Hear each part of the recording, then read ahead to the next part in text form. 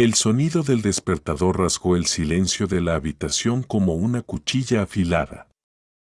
Irina Prónina abrió los ojos, desorientada, con el corazón latiendo a un ritmo que no correspondía a la tranquilidad de la mañana. Durante unos segundos, su mente buscó una referencia, un ancla en la realidad. Giró la cabeza hacia la izquierda y vio la mitad vacía de la cama, la almohada sin arrugar, fría al tacto. La realidad cayó sobre ella con el peso de una losa, estaba sola.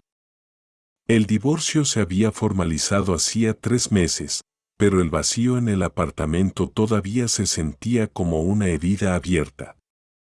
Dimitri se había marchado, llevándose consigo 12 años de matrimonio, los planes de futuro y esa falsa sensación de seguridad que da la rutina compartida. Ahora, él vivía con su nueva conquista y Irina se había quedado con las paredes desnudas y el eco de su propia respiración. Se obligó a levantarse.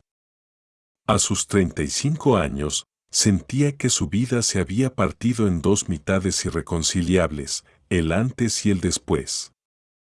El antes eran los viajes a la casa de campo de sus suegros, las cenas con amigos, la ilusión de estabilidad. El después era esto, una bata de felpa, el frío del suelo bajo sus pies descalzos y la necesidad imperiosa de reconstruirse desde los cimientos. Caminó hacia la cocina, arrastrando los pies.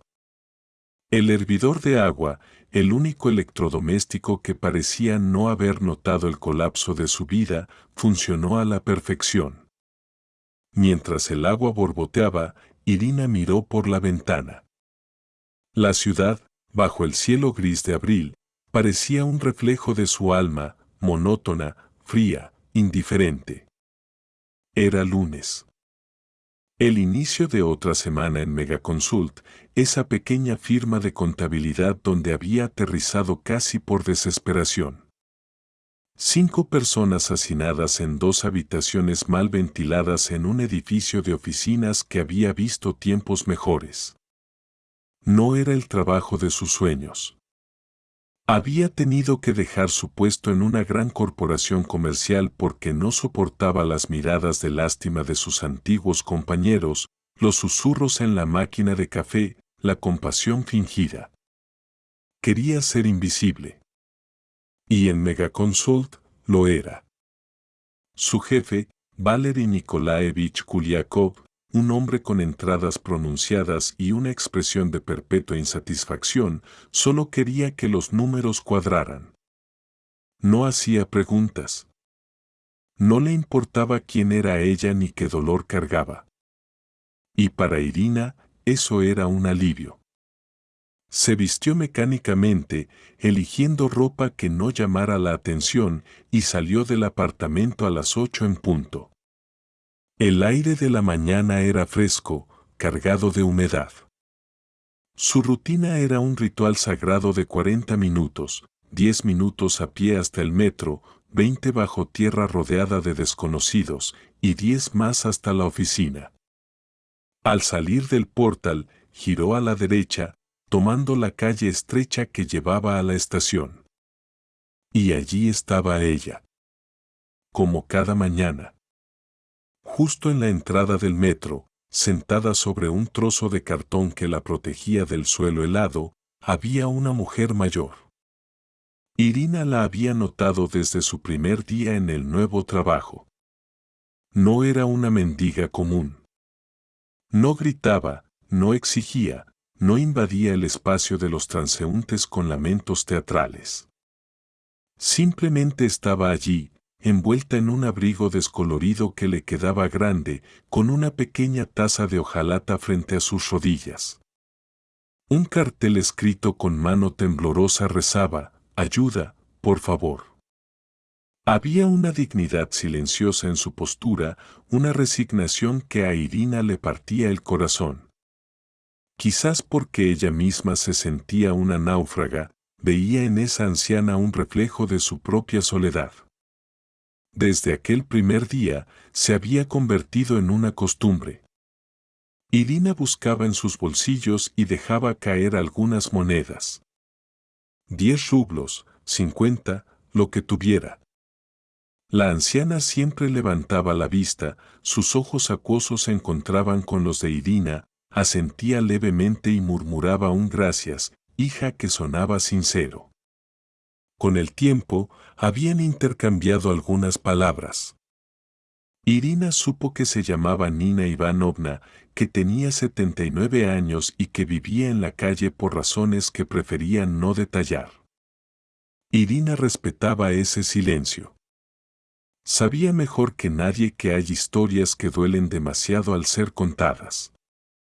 Aquel lunes, sin embargo, el ritual se rompió. Irina se detuvo frente a Nina Ivanovna. El tintineo de las monedas en su bolsillo rompió el ruido ambiental del tráfico. Se inclinó, como hacía siempre, para depositar la ayuda en la taza de hojalata.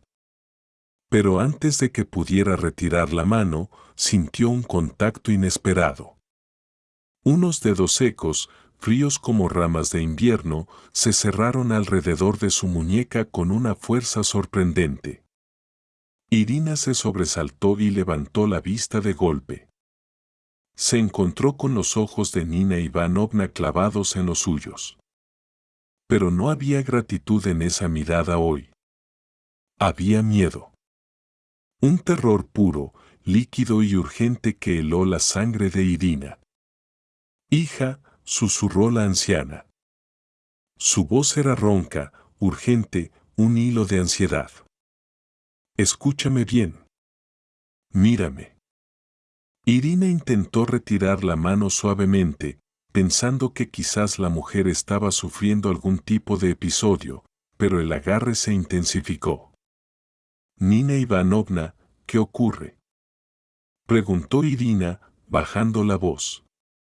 La anciana se inclinó hacia adelante, ignorando a la multitud que pasaba apresurada a su alrededor. Hoy no vayas a casa, dijo.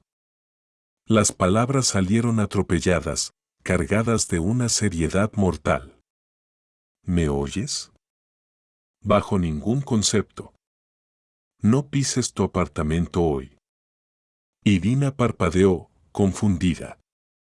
La petición era tan absurda, tan específica, que por un momento pensó que no había oído bien. ¿Qué dice? ¿De qué está hablando?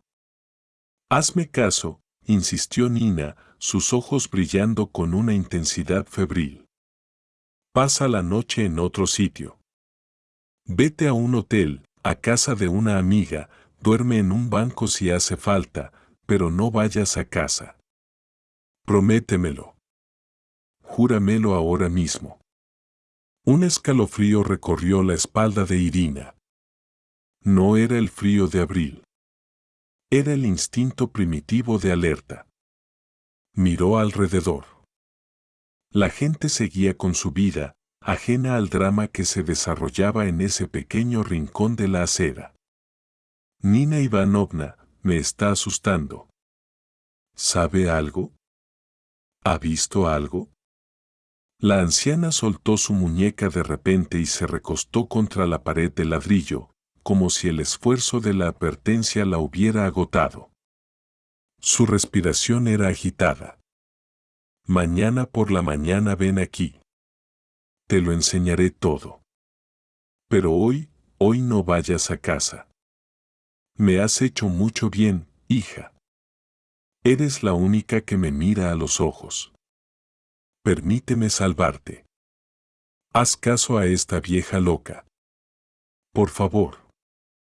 Irina se enderezó lentamente, frotándose la muñeca donde aún sentía la presión de los dedos huesudos.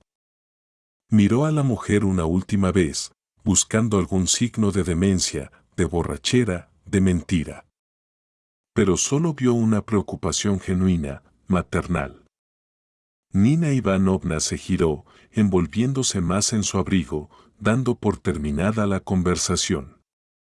Irina se quedó allí, petrificada en medio del flujo de peatones, con el corazón golpeándole las costillas. ¿Qué acababa de pasar? ¿Debía ignorarlo? ¿Debía reírse? Pero mientras bajaba las escaleras del metro, una sensación de inquietud se instaló en su estómago, pesada y oscura. No sabía por qué, pero sentía que aquel día, el lunes gris y rutinario, acababa de convertirse en algo muy diferente. Algo peligroso. El trayecto en metro fue una nebulosa. Irina miraba su reflejo en el cristal oscuro del vagón, pero su mente estaba atrapada en la acera, repitiendo una y otra vez las palabras de la anciana: no vayas a casa. ¿Era posible que una mujer sin hogar supiera algo sobre su vida que ella ignoraba? ¿O era simplemente el desvarío de una mente cansada por la edad y la intemperie? La lógica le decía que olvidara el incidente, que siguiera con su día, que regresara a su refugio seguro al anochecer. Pero el miedo, ese animal instintivo que vive en las entrañas, le susurraba que tuviera cuidado. Llegó al edificio de oficinas con la ansiedad pegada a la piel como una segunda capa de ropa. Subió al tercer piso y empujó la puerta de vidrio con el logo de Megaconsult. En la recepción, Lena, la joven secretaria que vivía pegada a la pantalla de su teléfono, apenas levantó la vista. «Hola», masculló Lena, sin interés. «Hola», respondió Irina, pasando de largo hacia su pequeño despacho. El día laboral comenzó con su habitual monotonía. Facturas, albaranes, hojas de cálculo. Normalmente, la rutina de los números la calmaba, había un orden en la contabilidad que la vida real no tenía. Pero hoy, los números bailaban ante sus ojos. Cada vez que el teléfono sonaba, daba un respingo. Cada vez que alguien pasaba por el pasillo, se tensaba. Hacia el mediodía, la necesidad de salir de esas cuatro paredes se volvió insoportable. Irina se levantó y fue al pasillo común para servirse agua del dispensador. Allí se encontró con Gennady, el guardia de seguridad. Era un hombre robusto, de unos 40 años, con una mandíbula cuadrada y una mirada que siempre parecía estar calculando algo. Llevaba poco tiempo en la empresa, apenas un mes y medio, y su interacción se había limitado a saludos formales. «Hace calor hoy, ¿verdad?», comentó Gennady, colocándose detrás de ella en la fila para el agua. Su voz era grave, demasiado cercana. Irina asintió, sirviéndose un vaso de agua fría. «Sí, la primavera ha llegado de golpe». Gennady llenó su propio vaso, bebió un sorbo largo y se limpió la boca con el dorso de la mano. Luego, clavó sus ojos pequeños en ella. «Oye, Irina, ¿tú por qué zona vives?». La pregunta flotó en el aire, aparentemente inocente, pero cargada de una extraña intención. Irina sintió que se le erizaba el vello de la nuca. ¿Por qué le preguntaba eso? Nunca habían hablado de nada personal. «¿Por qué lo preguntas?», respondió ella, intentando mantener la voz neutral, aunque su pulso se aceleró. Gennady se encogió de hombros, una sonrisa torcida asomando en sus labios. «Por nada, simple curiosidad». «¿Te pilla muy lejos el trabajo?». «Lo normal». «El metro está cerca». Irina cortó la conversación, dio media vuelta y regresó a su oficina casi corriendo.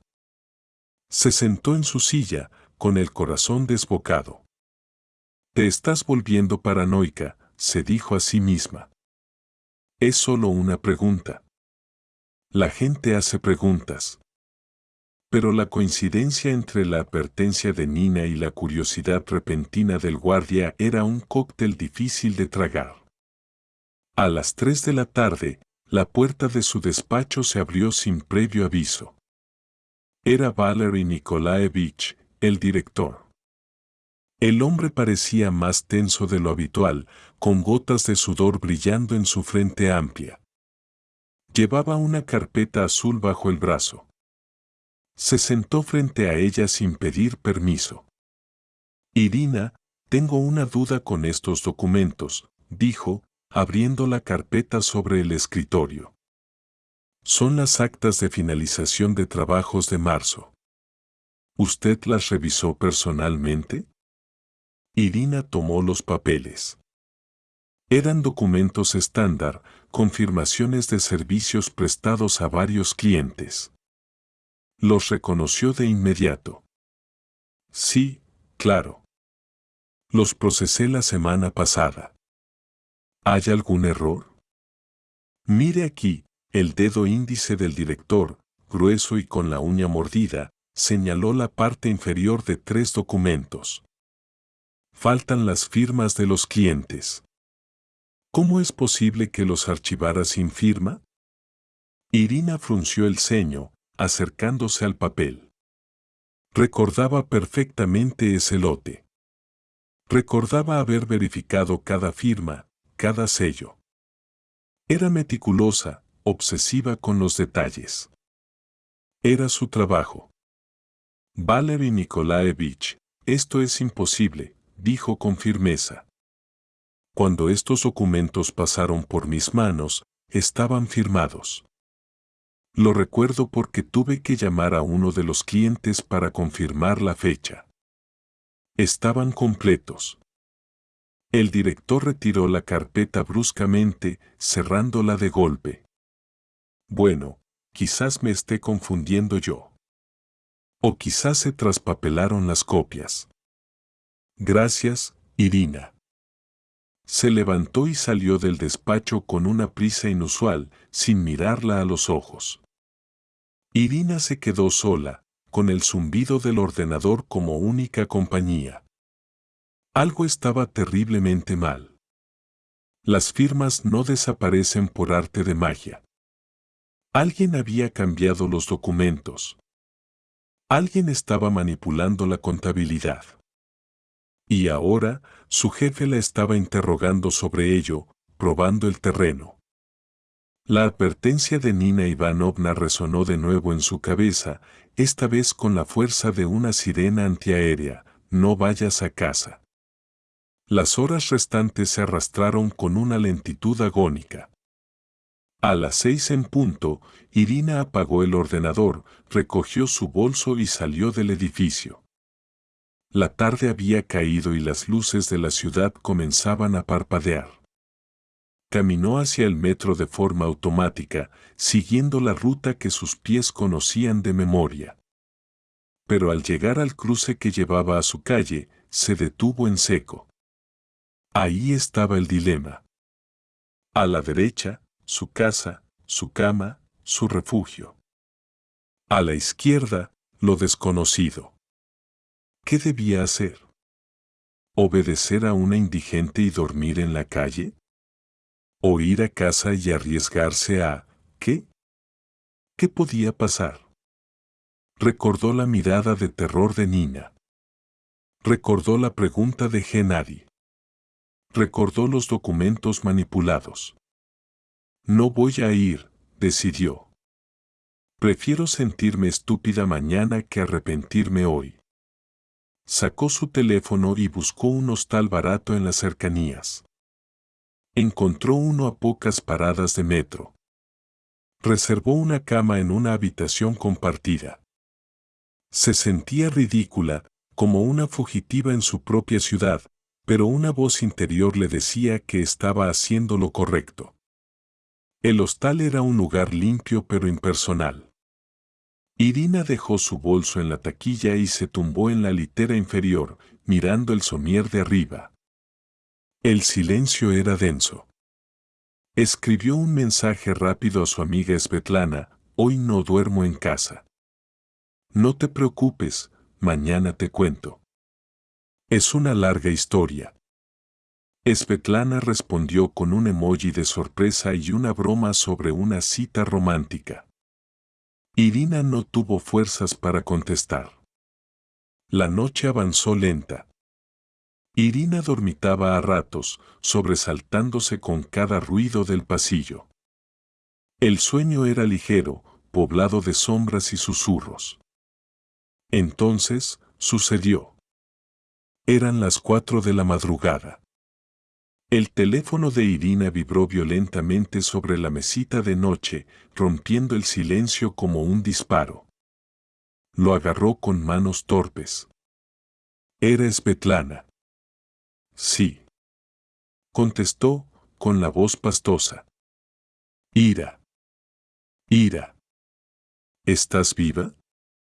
El grito de su amiga al otro lado de la línea era puro pánico, histérico y desgarrador. Irina se sentó de golpe en la cama, el corazón golpeándole la garganta. Claro que estoy viva, Sveta. ¿Qué pasa? ¿Por qué gritas? Tu casa. Tu edificio está ardiendo. Sollozó Svetlana. Lo estoy viendo en las noticias locales. Dicen que el fuego es enorme. Pensé que estabas dentro. El mundo se detuvo. Irina sintió que el aire abandonaba sus pulmones. ¿Qué? Es un infierno, Ira. Dicen que el fuego empezó en la 4ª planta. En tu planta. ¿Dónde estás? Dime que no estás allí. No. No estoy. Estoy en un hostal. Te lo escribí, la voz de Irina era un susurro tembloroso. Gracias a Dios.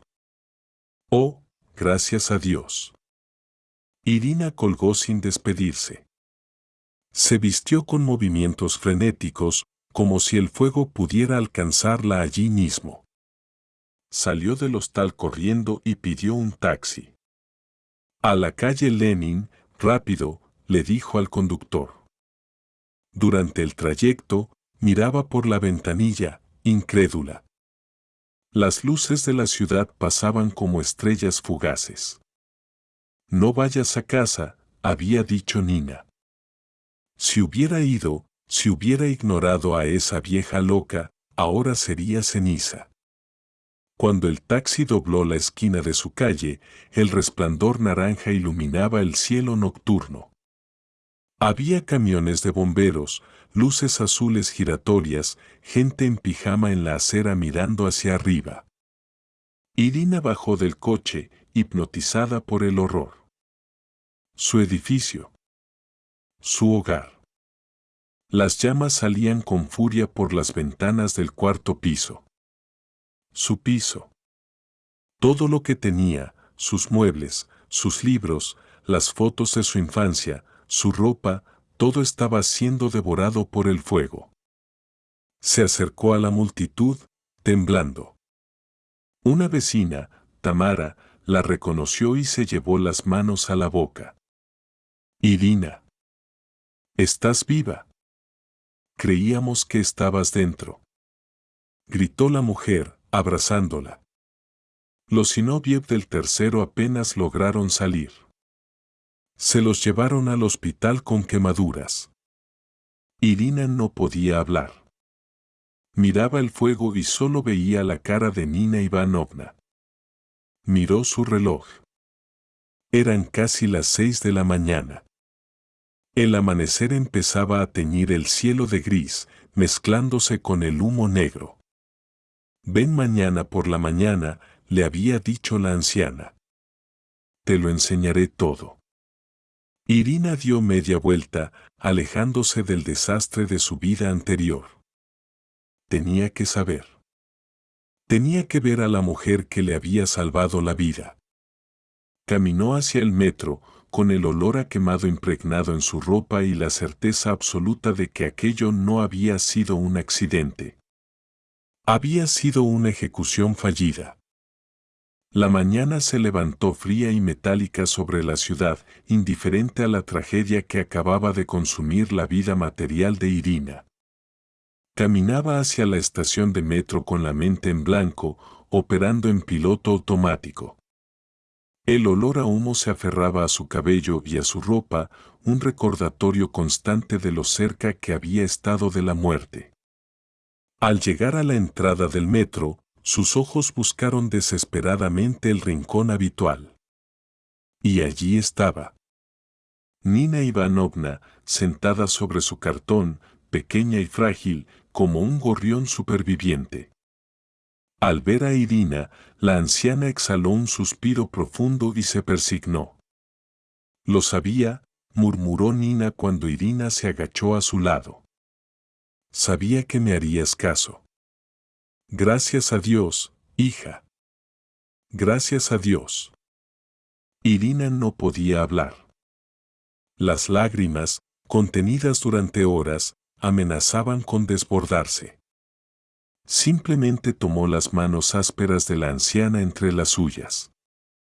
Mi casa, logró decir con voz quebrada. Todo se ha quemado.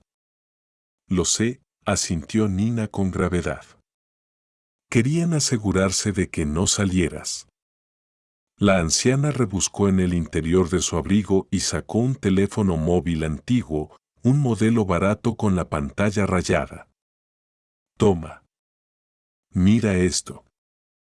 Irina cogió el aparato. En la pequeña pantalla brillaba una fotografía granulada, tomada con poca luz, pero lo suficientemente clara para reconocer el lugar. Era el patio trasero de su edificio. En la imagen se veían dos figuras masculinas junto a la puerta del sótano. Esto fue ayer por la noche, sobre las 10, explicó Nina, señalando la pantalla con un dedo huesudo. Yo estaba buscando un sitio para dormir en el portal de al lado. Los vi llegar. Se movían raro, mirando a todos lados. Uno llevaba algo pesado. Irina pasó a la siguiente foto. Los hombres salían del sótano. Uno de ellos se había girado hacia la luz de una farola. Irina sintió que el suelo se abría bajo sus pies. Es él, susurró, con un hilo de voz.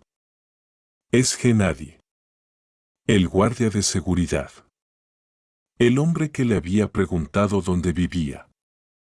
En la foto, Gennady llevaba un bidón de gasolina en la mano. Hija, llevo días viéndolo rondar, dijo Nina. Hablaba por teléfono. Le oí decir tu nombre. Decía, a esa Irina se le acaba el tiempo, mañana se termina todo. Por eso te avisé. Sabía que iban a por ti. Tú sabes algo que no debes, hija. Por eso te quieren muerta. La verdad golpeó a Irina con la fuerza de un tren. Los documentos. Las firmas que faltaban. Su insistencia ante el director. No era un error administrativo, era un fraude masivo. Estaban utilizando su firma para blanquear dinero o robar fondos, y cuando ella empezó a hacer preguntas, se convirtió en un cabo suelto. Habían decidido cortarlo. Quemarla viva en su propio apartamento para borrar al testigo y las pruebas. ¿Qué hago ahora?, preguntó Irina, sintiéndose pequeña y vulnerable. Ve a la policía, ordenó Nina con una firmeza sorprendente. Dales el teléfono. Aquí están las caras de los que prendieron el fuego. Tienen que pagar. Pero el teléfono es suyo, llévatelo. Insistió la anciana, empujando el aparato hacia ella. No me sirve de nada. Tú me has tratado como a una persona cuando nadie más lo hacía. Déjame salvarte. Vete ahora, antes de que se den cuenta de que fallaron. Irina se puso de pie, guardando el teléfono como si fuera un tesoro. Miró a Nina una última vez, prometiéndose a sí misma que esa mujer no pasaría ni un día más en la calle si ella lograba sobrevivir a esto. Corrió hacia la comisaría más cercana. Entró jadeando y pidió hablar con un investigador. La llevaron al despacho de Igor Viktorovich Krotov, un hombre de unos 45 años con mirada cansada pero inteligente. Irina le contó todo. Le habló de Megaconsult, de las firmas falsas, de la extraña actitud de su jefe y de Gennady. Y luego, puso el teléfono de Nina sobre la mesa. Krotov examinó las fotos en silencio. Cuando levantó la vista, su expresión había cambiado. Ya no era escepticismo, era alerta total. Esto es serio, Irina Sergeyevna, dijo. Tenemos una identificación positiva del sospechoso en la escena de un incendio provocado. Esto ya no es un accidente, es un intento de homicidio premeditado. Krotov se movió rápido. Ordenó confiscar el teléfono como prueba, tomó declaración detallada a Irina y le dio instrucciones precisas. Tiene que desaparecer, le dijo. Oficialmente, usted no está aquí. Vaya con una amiga de confianza. No conteste llamadas del trabajo. No se conecte a sus redes sociales. Deje que crean que han tenido éxito o que está en el hospital. Necesitamos tiempo para armar el caso. Irina se refugió en el pequeño apartamento de Svetlana. Su amiga, horrorizada, la recibió con los brazos abiertos. Pasaron el día en un estado de tensión insoportable. Irina saltaba cada vez que sonaba un coche en la calle. Por la tarde, el teléfono de Irina sonó. Era Krotov. La pericia ha confirmado restos de acelerante en la puerta de su apartamento, informó el inspector. Gasolina. El foco estaba diseñado para atraparla dentro. Mañana entraremos en las oficinas de Megaconsult. La mañana del miércoles fue una prueba de nervios. Irina recibió un mensaje de texto de Elena, la secretaria. Irina, ¿por qué no has venido? Valery Nikolaevich está furioso y pregunta por ti. Irina sintió un escalofrío. Su jefe quería confirmar si estaba muerta. Con manos temblorosas, escribió una respuesta vaga, tal como le había indicado Krotov: hubo un incendio en mi edificio. Estoy en shock. No puedo ir. Era suficiente para ganar tiempo. Mientras tanto, Irina decidió hacer algo útil. Abrió su ordenador portátil y accedió a su correo personal. A veces enviaba copias de seguridad de los archivos de trabajo para revisarlos en casa.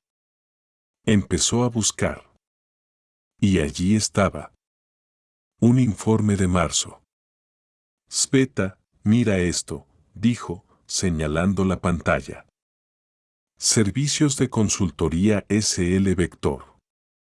Un pago de 890.000 rublos. Casi 1.000.000 por asesoramiento. Buscaron la empresa en Internet.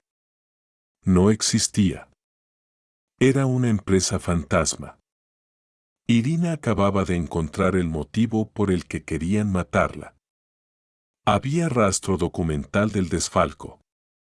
Envió los archivos a Krotov inmediatamente. Esa misma tarde, la policía irrumpió en las oficinas de Megaconsult. Fue una operación rápida.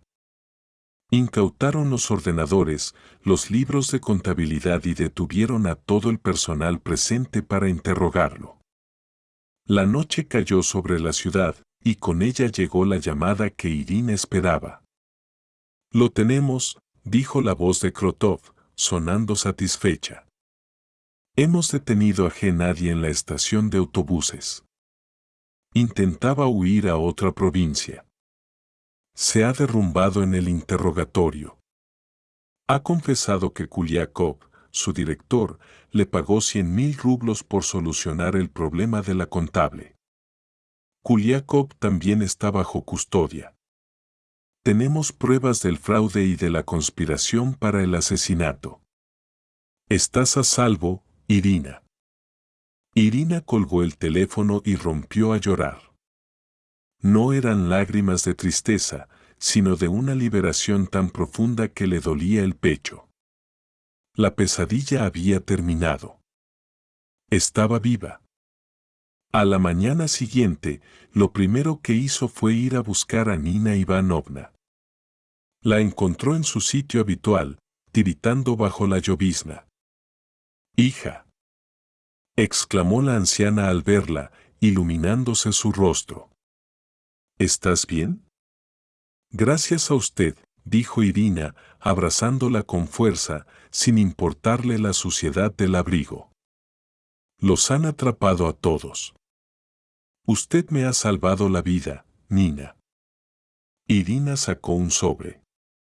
Dentro había 5.000 rublos, todo el efectivo que le quedaba en el mundo tras el incendio. Se lo tendió a la anciana. «Tome.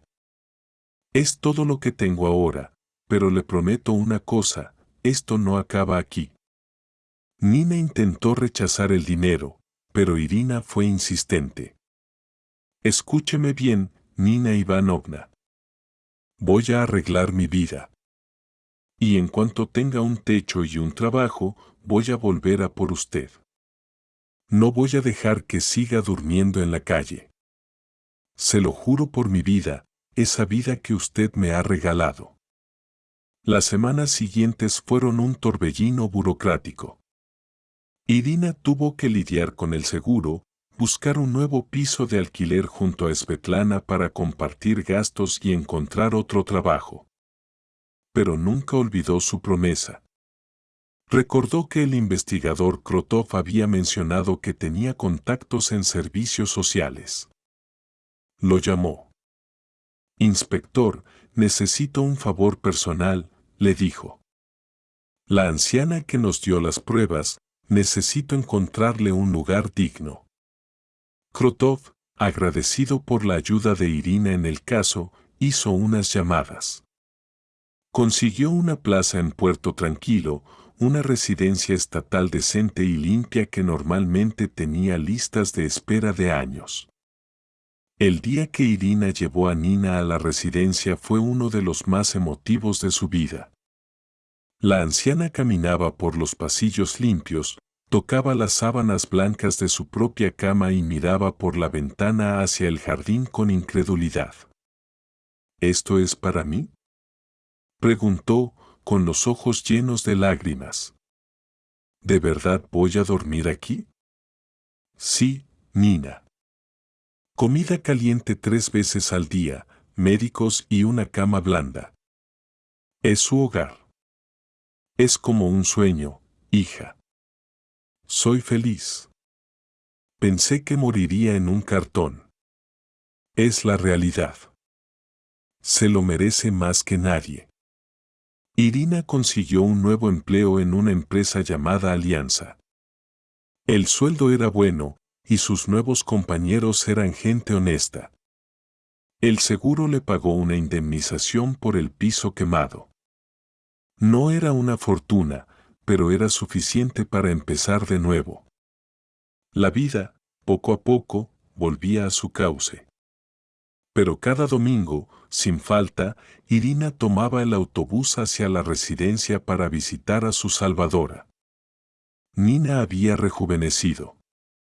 Tenía el pelo limpio y peinado, había ganado peso y cantaba en el coro de la residencia.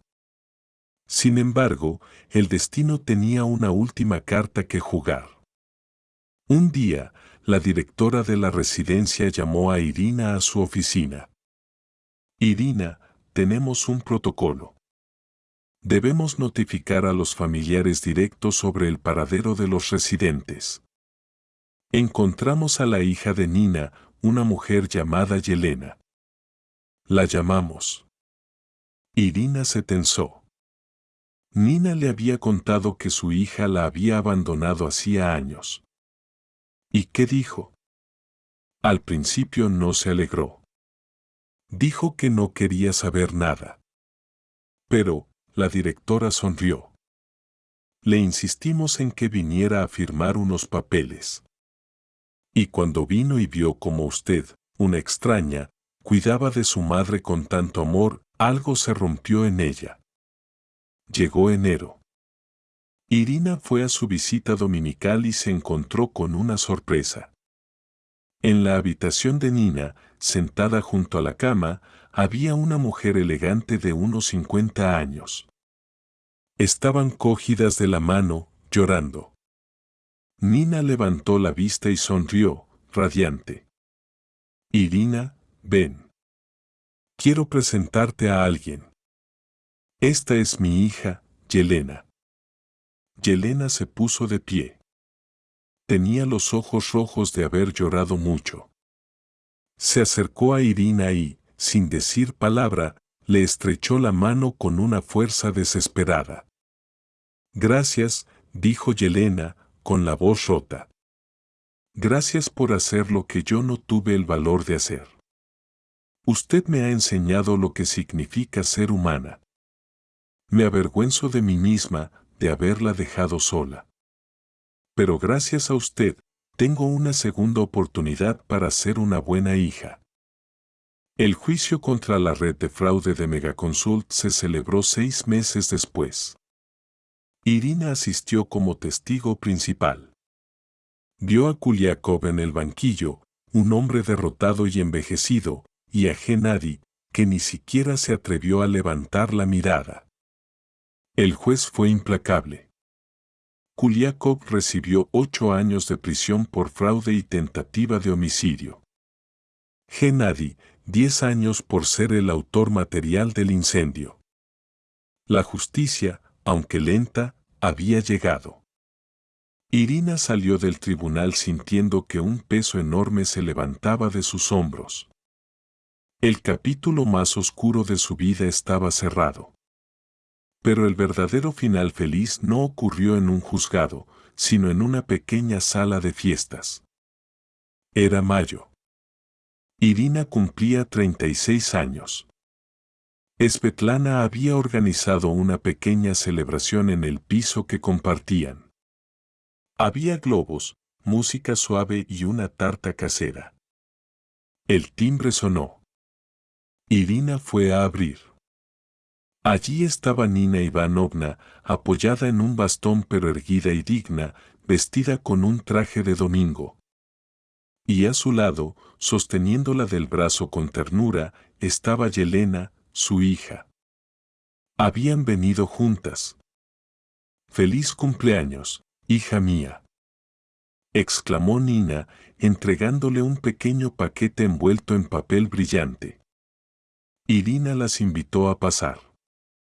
Ver a Nina allí, rodeada de calidez, comiendo tarta y riendo con los demás invitados, fue el mejor regalo posible. En un momento de la noche, Nina pidió la palabra para un brindis. Se levantó con dificultad, levantando su copa de zumo con mano temblorosa pero firme. La habitación se quedó en silencio. «Quiero brindar por Irina», dijo la anciana, mirándola con un amor que trascendía la sangre. Hace un año, yo era invisible. Era un bulto en la acera que la gente esquivaba. Tenía frío, tenía hambre y había perdido la esperanza. Pero esta mujer me miró. No me vio como una molestia, me vio como una persona. Me dio sus monedas cuando no tenía mucho, y me dio su corazón cuando lo perdió todo. Nina hizo una pausa para tragar el nudo en su garganta. Ella cree que yo le salvé la vida avisándole del incendio. Y es verdad. Pero ella hizo algo mucho más grande. Ella me salvó el alma. Me devolvió mi dignidad y me devolvió a mi familia. Nina miró a su hija Yelena, que lloraba silenciosamente. Así que brindo por la bondad. Porque el bien, queridos míos, es como un boomerang. A veces tarda en volver, a veces da muchas vueltas, pero siempre, siempre vuelve a quien lo lanza. Todos levantaron sus copas, con los ojos húmedos. Por Irina, dijeron al unísono. Irina sonrió, sintiendo una calidez que ninguna calefacción podía igualar. Miró a su alrededor, a Svetlana, su leal amiga, a Nina, su ángel de la guarda, a Yelena, la hija pródiga. Hace un año, se había despertado sola en una cama fría, pensando que su vida había terminado. Ahora, rodeada de amor, comprendió que aquel incendio no había sido el final. El fuego había quemado lo viejo para dejar espacio a algo nuevo, algo más fuerte y verdadero. Irina respiró hondo y sopló las velas de su tarta. Su deseo ya se había cumplido. Estaba viva. Estaba acompañada. Y sabía, con certeza absoluta, que nunca más volvería a estar sola. Porque el bien, efectivamente, siempre vuelve.